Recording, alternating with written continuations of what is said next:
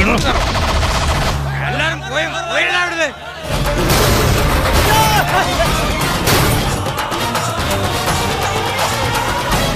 sahabat, Assalamualaikum. Semoga sehat selalu dan senantiasa berbahagia.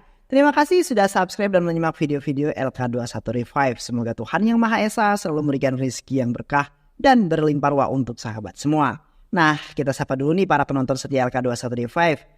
Terima kasih buat Gus Abe dari Sumatera Selatan, Barep Larang dari Kalimantan Barat, Sultan Fasya dari Tangerang, Suha Emi, Dadang Karmana dari Cicalengka, Bagas dari Brunei, Panji Maulana dari Tasik, Yuda Serani dari Jepara, Manuel Pinto dari Timur Leste, Mamang Rahmat dari Pamijahan. Dan buat teman-teman semua yang belum mimin sapa, nanti di next video ya. Oke, kali ini LK21 Revive akan membawakan sebuah alur cerita film yang berjudul Siva Kasih. Bagaimana keseruan filmnya? Gak perlu banyak basa-basi, ini dia alur ceritanya.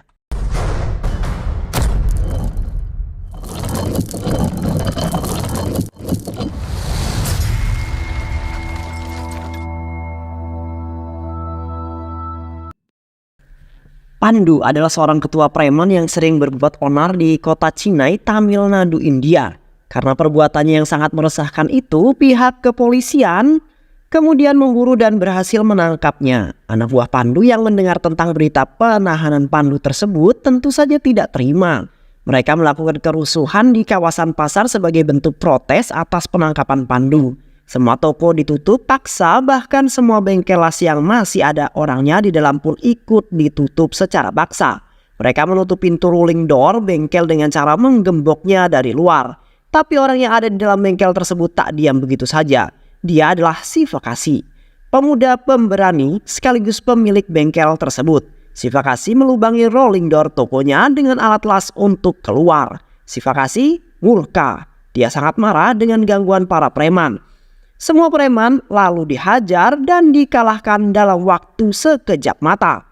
Toko-toko pun kembali dibuka. Beberapa waktu kemudian masa penahanan Pandu telah selesai. Dia sangat marah dengan peristiwa tersebut. Para pedagang sudah berani membuka toko tanpa seizinnya. Pandu bersama anak buahnya datang untuk membalas perbuatan Siva Kasih. Dia sangat ingin menghabisi Siva Kasih. Apalagi Siva Kasih hanyalah seorang yatim piatu yang gak punya orang tua. Tidak akan ada yang meratapi kematiannya. Siva Kasih diserang dan dikeroyok, tapi di hadapan Siva Kasih mereka hanyalah sekumpulan kerucu-kerucu yang tak ada gunanya. Bahkan Pandu juga dihajar hingga babak belur.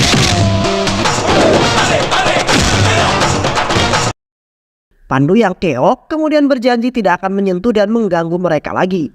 Suatu hari seorang gadis kaya raya bernama Hema datang bersama ayahnya untuk membeli baju di kawasan pasar tersebut. Penampilan Hema yang begitu seksi dan terbuka tentu saja mengundang hasrat para pria yang ada di sana. Bak lebah yang datang mendekati bunga, salah seorang pria pun terpancing dan memegang paha Hema.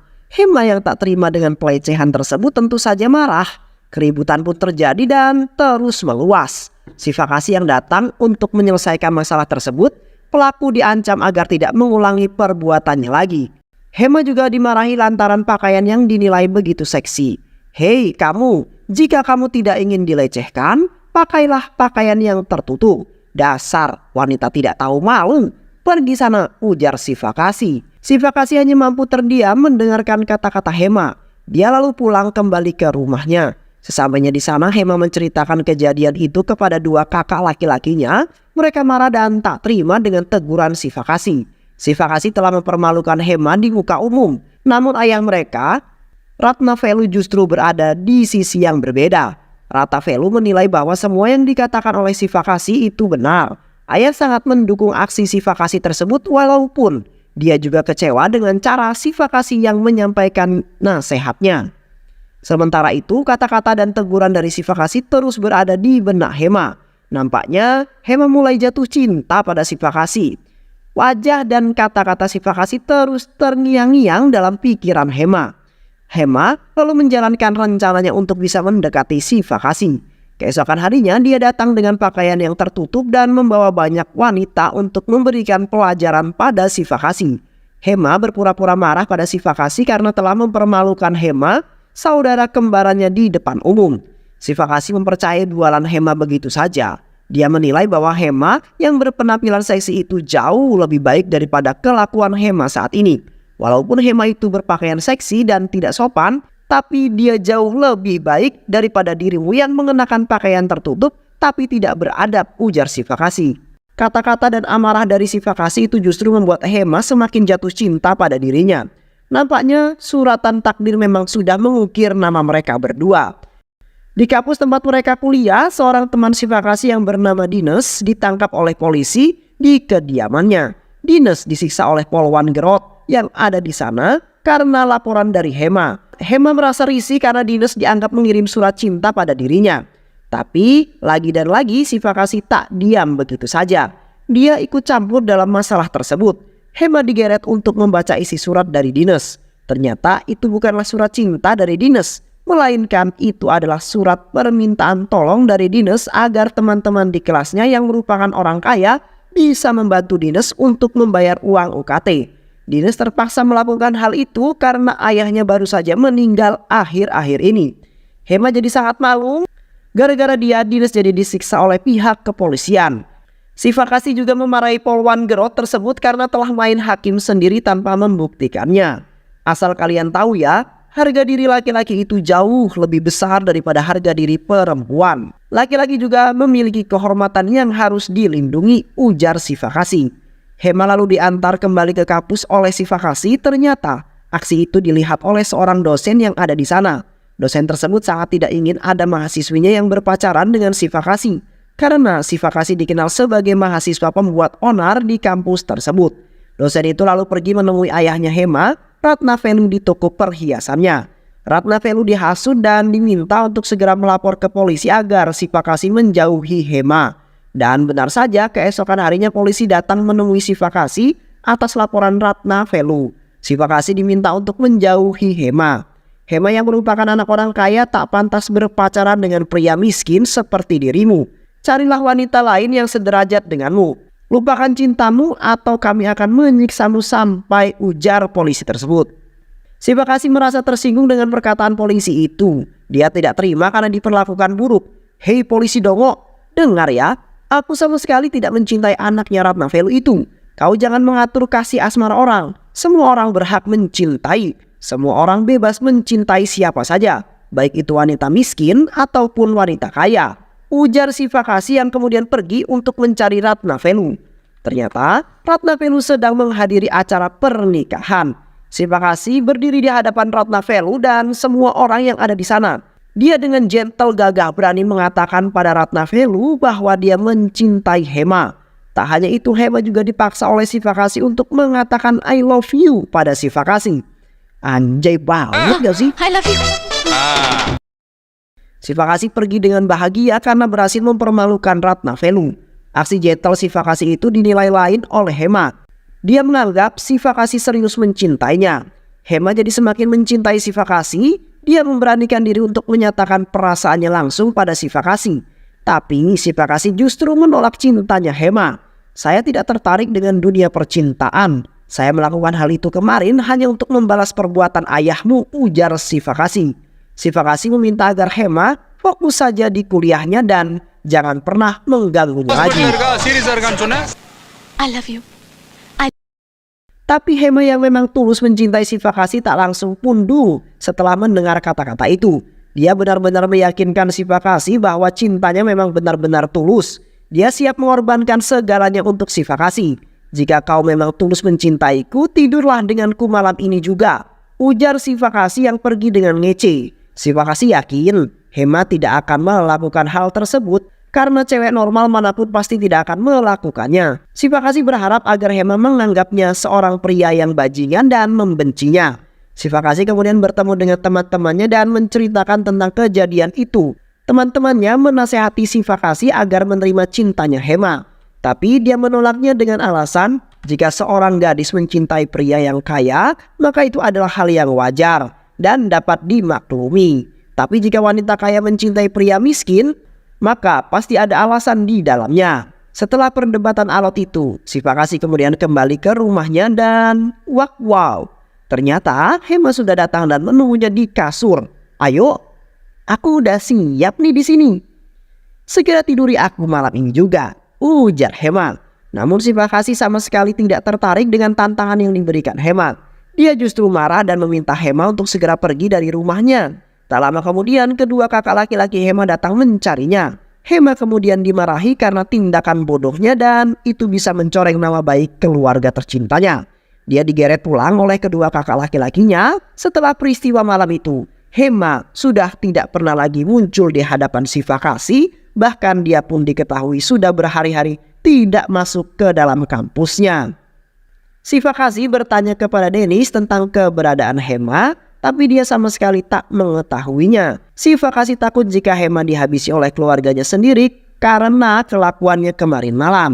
Jika Hema beneran dibunuh, maka aku adalah penyebab kematiannya dong. Waduh, gimana nih? Kepanikan itu membuat Sifakasi langsung tancap gas ke rumah Hema. Dia pergi dengan membawa parang untuk berjaga-jaga. Sesampainya di sana, Sifakasi langsung memukul dan menghajar kedua kakak laki-laki Hema tanpa kompromi. Bahkan ayah Hema pun jadi ingin dihajar. Parang Sifakasi sudah ada di leher Ratnavelu.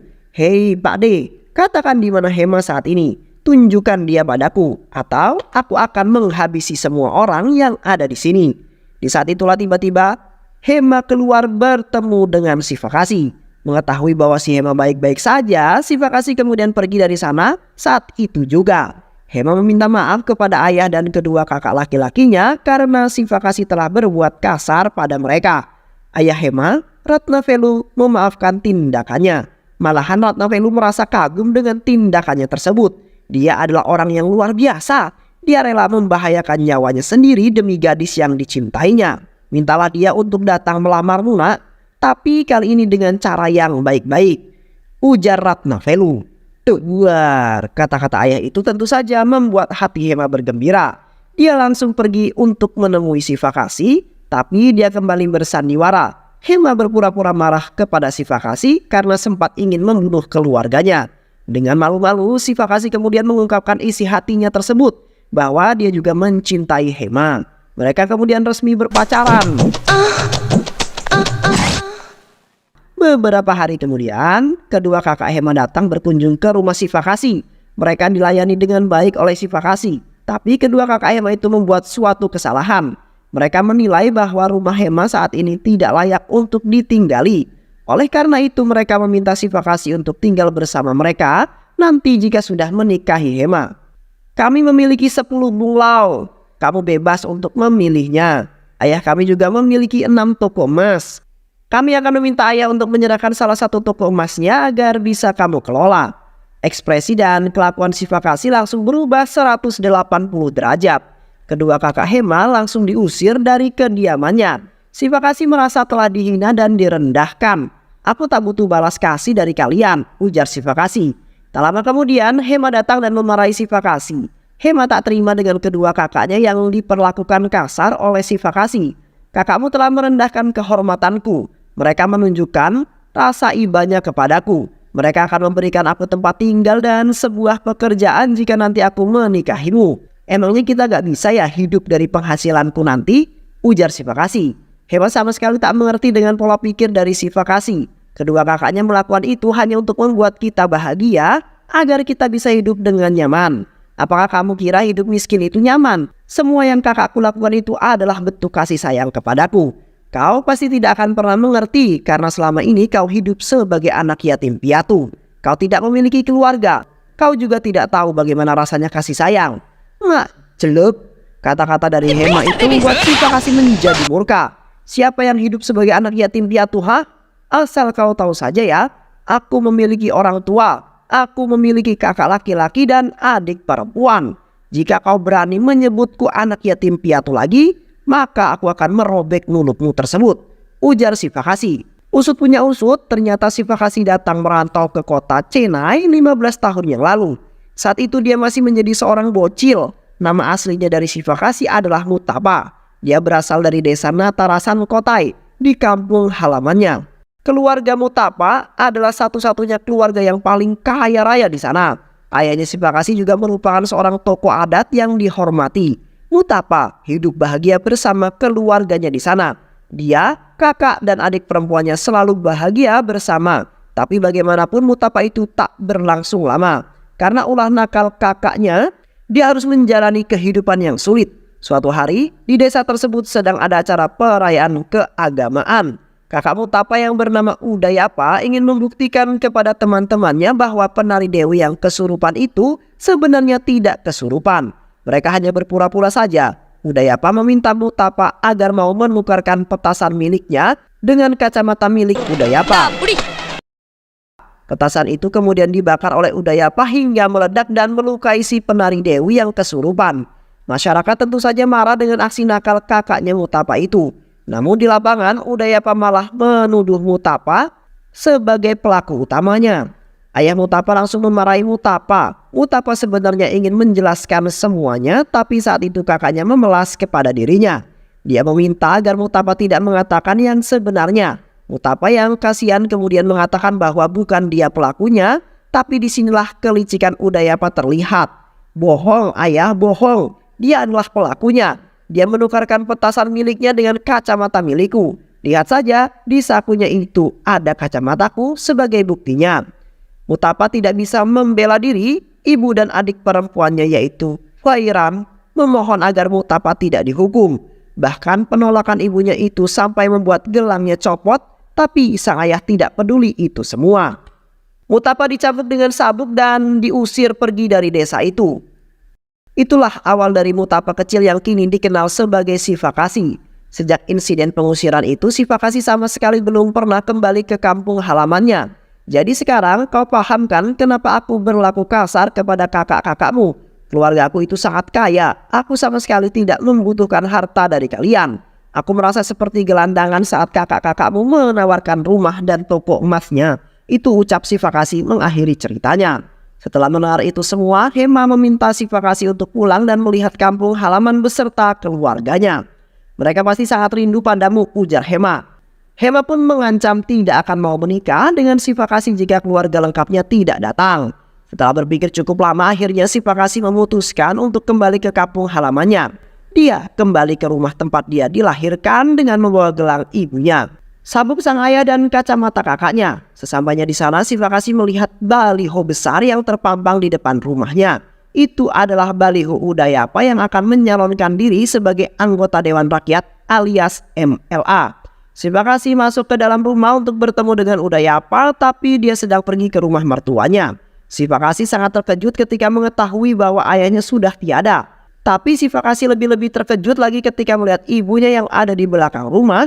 Penampilannya seperti seorang gembel dan tinggal di kandang sapi.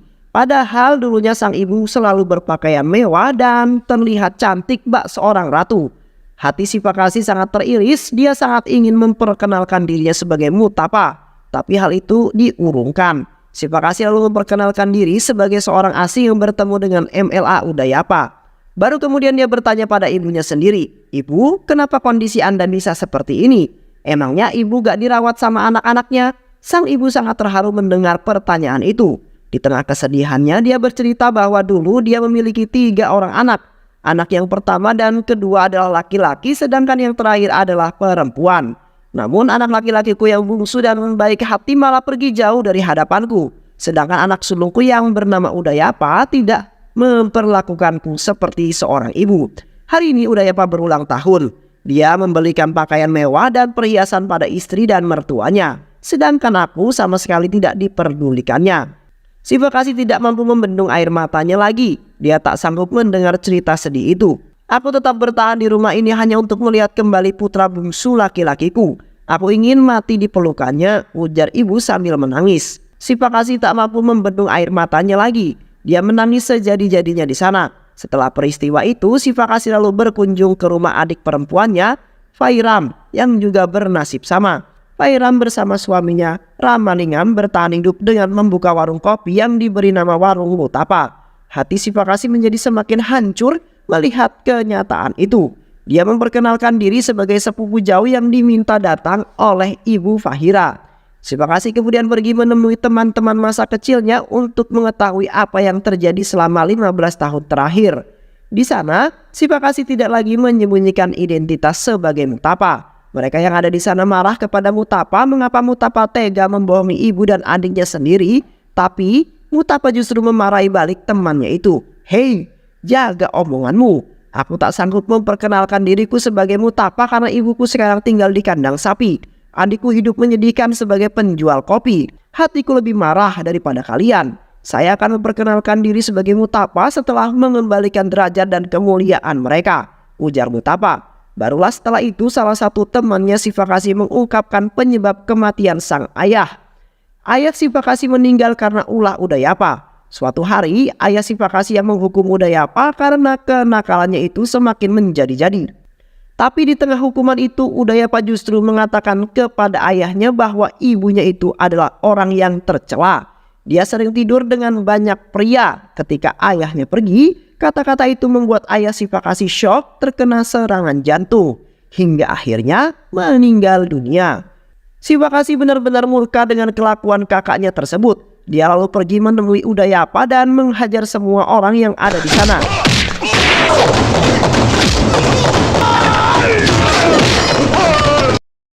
Dia mengincar dan mendekati Udayapa. Sifakasi mengaku bahwa semua ini dilakukan karena Udayapa sudah memperkosa istrinya. Istriku yang depresi kemudian mengakhiri hidupnya sendiri. Tapi sebelum itu dia telah menjelaskan semua di kertas wasiat ini. Udayapa yang tak ingin nama baiknya tercemar kemudian menawarkan barter kepada Sifakasi. "Aku akan memberikanmu uang 1 juta rupiah jika kau memberikan kertas wasiat itu." Udayapa ingin memusnahkan kertas itu agar tidak ada bukti yang tertinggal. Sifakasi lalu menerima tawaran itu. Dia pergi dari sana dengan penuh bahagia. Dia membawa uang 1 koper dan berhasil membodohi kakaknya. Ternyata surat wasiat yang diberikan oleh Sifakasi hanyalah surat kosong belaka. Beberapa hari kemudian Udayapa berniat untuk menjual pabrik milik ayahnya sendiri. Pengacara mengatakan kepada calon pembelinya bahwa tanda tangan adiknya yaitu Mutapa sebagai ahli waris tidak diperlukan karena sudah meninggal dunia. Tapi Sifakasi kembali datang untuk mengacau. Dia meyakinkan calon pembeli itu jika adiknya Mutapa masih hidup, maka dia bisa saja menuntut sang pembeli. Akhirnya sang pembeli mengurungkan niatnya untuk membeli perusahaan itu. Dia akan membeli perusahaan itu setelah Udayapa membuktikan bahwa adiknya itu adalah benar-benar sudah meninggal dunia. Tak lama kemudian orang-orang bayaran Udayapa datang dengan membawa mayat yang dikira Mutapa. Udayapa berpura-pura sedih sedangkan ibu dan adiknya menangis histeris karena mengira bahwa itu jenazah Mutapa. Sifakasi kembali datang untuk mengacau. Kali ini dia beraksi dengan menyelipkan surat ke dalam kantung baju mayat yang dikira Mutapa. Sifakasi lalu menyerahkan surat itu pada masyarakat untuk dibacakan. Ternyata mayat yang diduga Mutapa itu berwasiat agar seluruh harta warisan yang menjadi haknya disumbangkan ke panti asuhan. Udayapa yang tak ingin hal tersebut terjadi akhirnya mengatakan kepada semua orang yang ada di sana bahwa jasad itu bukanlah jasad Mutapa. Fahiran marah melihat kelakuan kakaknya itu. "Kamu sudah menyakiti aku dan ibu. Kamu membuat hidup kami menderita. Kini kamu berniat untuk menghabisi Kak Mutapa. Apa kamu sudah gila ya?" ujar Fahiran. Kata-kata itu membuat Udayapa menjadi kesal. Dia ingin memukul adiknya itu. Tapi Sifakasi tak diam begitu saja. Dia mengancam akan memotong tangan Udayapa jika berani memukul Fahira. Tidak ada masyarakat yang menentang ancaman Sifakasi tersebut. Malah seluruh penduduk desa menyalahkan Udayapa karena bersikap kasar kepada adiknya sendiri.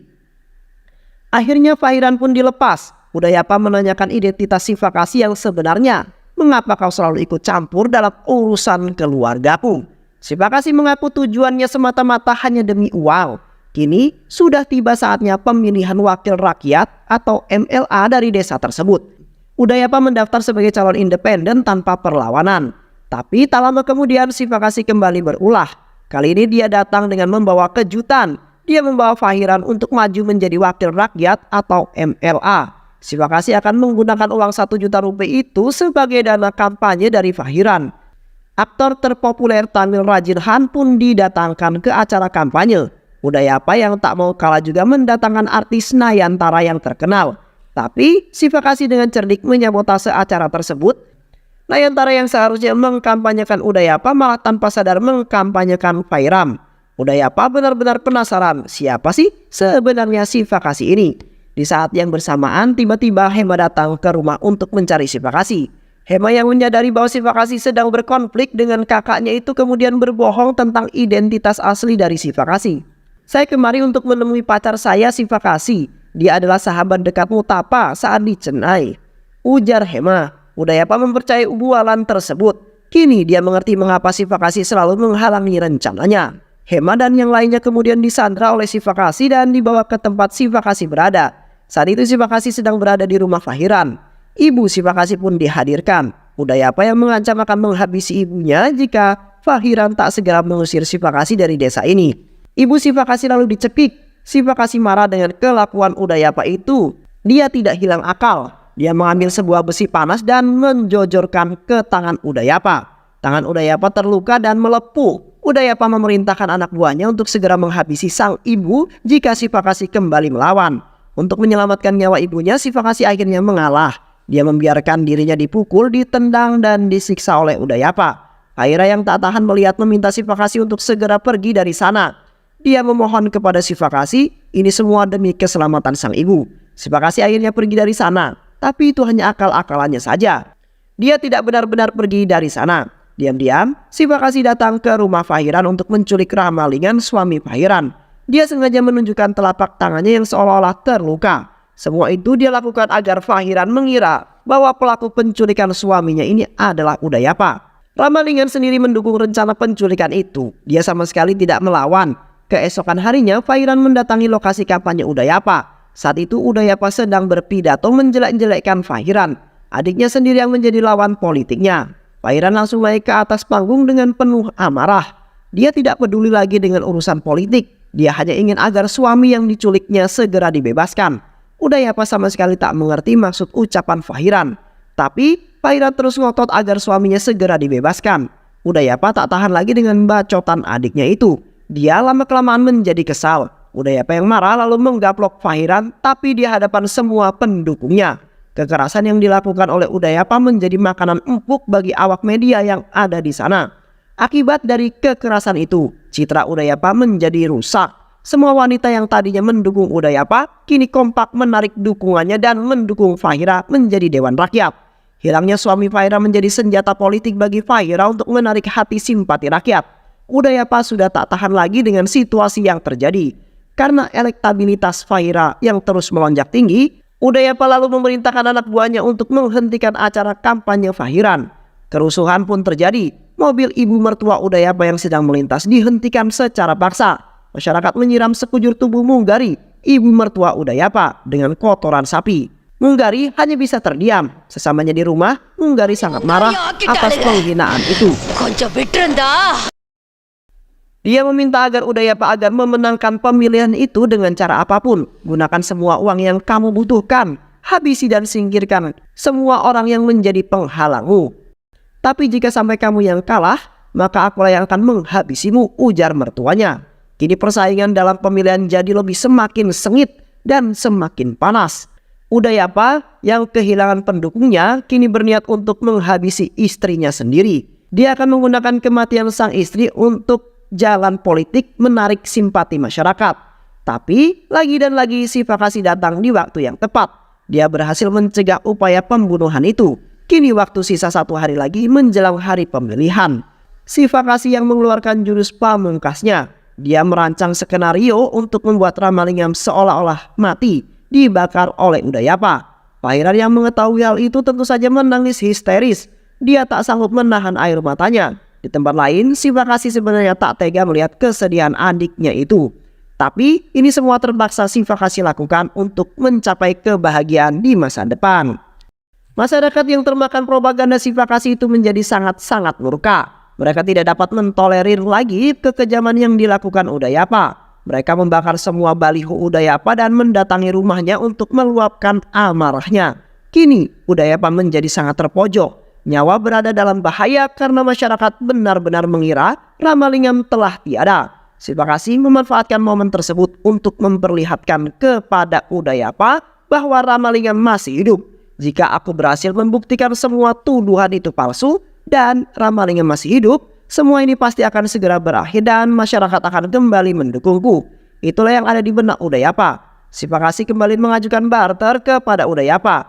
Jika Udayapa yang menginginkan Ramalingam, maka dia harus mendatangi surat penyerahan harta dan aset keluarganya menjadi milik Fahiram. Udayapa dengan percaya diri menilai bahwa tanda tangan pasti tidak akan berguna tanpa tanda tangan dari Mutapa.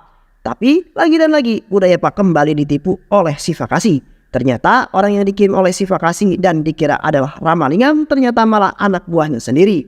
Kini hari pencoblosan telah tiba. Masyarakat berbondong-bondong datang ke TPS untuk memberikan hak suaranya. Singkat cerita, perhitungan suara telah selesai dan pemilihan itu berhasil dimenangkan oleh Fahiram.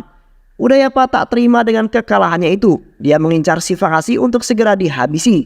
Karena menurut Udayapa, Sivakasi adalah orang yang paling bertanggung jawab atas kekalahannya.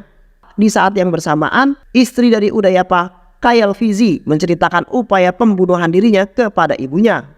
Mungari kini menjadi sangat murka setelah mengetahui hal tersebut. Kini Udayapa harus dihukum mati. Di sisi lain, Fahiram yang mengetahui dirinya telah menang langsung bergegas menemui ibunya dan menyampaikan kabar bahagia tersebut. Sang ibu sangat senang atas kemenangan Fahiram. Kemenangan lebih terasa lagi tatkala teman masa kecil Mutapa datang dengan membawa surat penyerahan harta yang sudah dialihkan atas nama Fahiram. Tapi puncak dari kebahagiaan mereka adalah mendengar kabar kembalinya Mutapa. Kedatangan Mutapa disambut dengan sangat meriah. Dia datang dengan menaiki mobil yang dibuat menyerupai mobil pengantin. Mutapa turun dari mobil dengan penuh senyuman. Ibu dan adiknya Mutapa hanya bisa menangis terharu melihat kehadiran Mutapa. Mereka tak pernah mengira jika Sivakasi yang selama ini membantu mereka ternyata adalah Mutapa. Mutapa memasangkan kembali gelang ibunya yang telah dia bawa sejak kecil. Tanpa banyak basa-basi lagi, ibu dan adiknya langsung memeluk Mutapa dengan erat. Mereka sangat merindukan kehadiran Mutapa. Tapi tiba-tiba Udayapa datang ke sana untuk mencari Sivakasi. Dia memerintahkan semua anak buahnya untuk segera menghabisi Sivakasi. Tapi di saat yang bersamaan, Mungari dan orang-orangnya datang untuk menghabisi Udayapa. Perkelahian pun terjadi antara pihak Udayapa dengan pihak mertuanya sendiri. Orang-orang Udayapa berhasil dikalahkan, bahkan Udayapa berhasil ditangkap.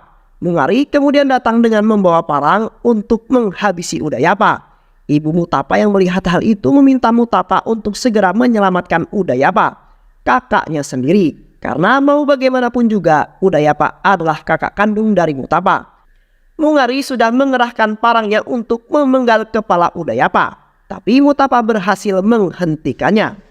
Mutapa sekali lagi kembali menyelamatkan kakaknya dari masalah yang dia buat sendiri. Mutapa melawan semua anak buah Mungari sendirian dan berhasil mengalahkan semua.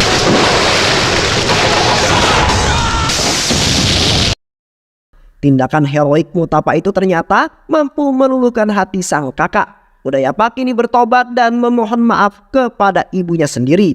Dia juga memohon maaf kepada Mungari mertuanya.